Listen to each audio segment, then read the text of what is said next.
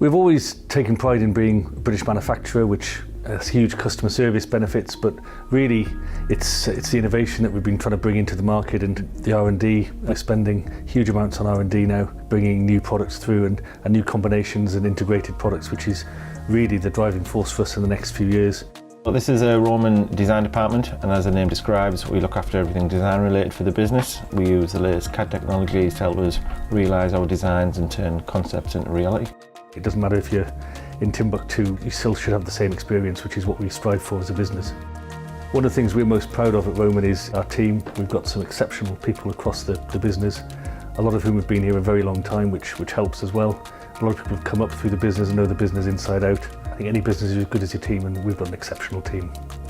I started my career here at Roman as an apprentice. I've been here for approximately 17 years now. The best thing about working at Roman is the people. We've got a very good working community here. Everybody helps each other, and it shows in the product.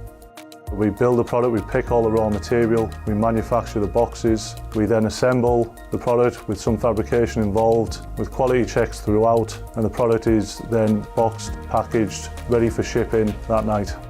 Our company ethos is quite simple, which is being the best we can in every sector we're in. We try to lead, not be imitating.